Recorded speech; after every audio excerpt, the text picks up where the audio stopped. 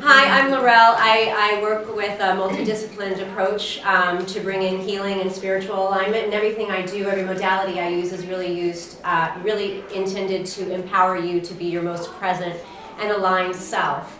And it's interesting, there's so many ways that I could go with this question, but what came to me was something for the wife.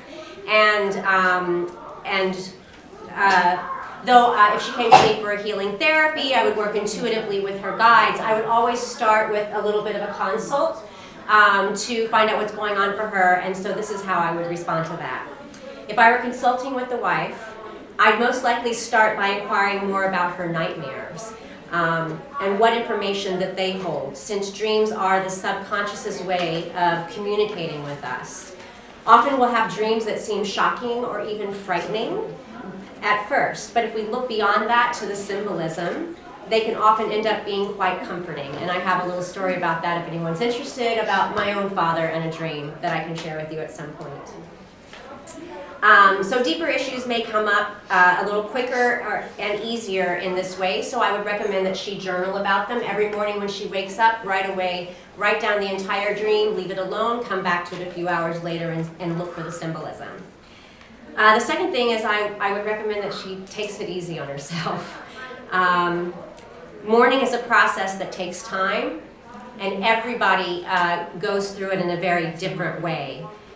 She's been through a huge shift in her life, losing a significant family member, and while most of us realize this, when you're actually going through it, it's a little bit different, and it's good to be reminded of that and to have that support present with you when you're going through such a huge change and trying to sort of regain and regroup your security.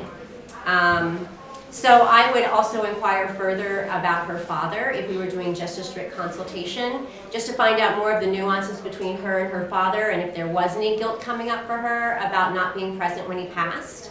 And then I would counsel her through all of that, offering new perspectives that she may be overlooking that could bring her to a greater state of peace and tranquility and understanding.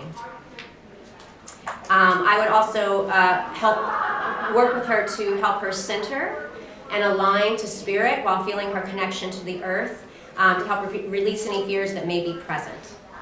I'd also encourage her as a mother to take some time for herself. It's really difficult when you're a mom to think that there's any time for you, right? So finding ways that are really reasonable to work into your daily schedule, even just taking a minute to yawn and stretch and feel your energy come into your body, center and even connect to the ground. You don't have to touch it, but you can.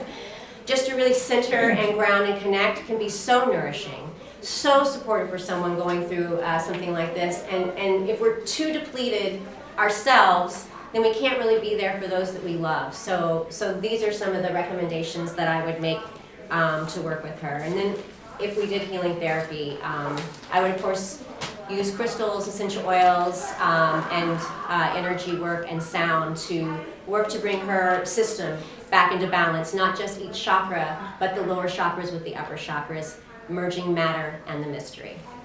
Thank you.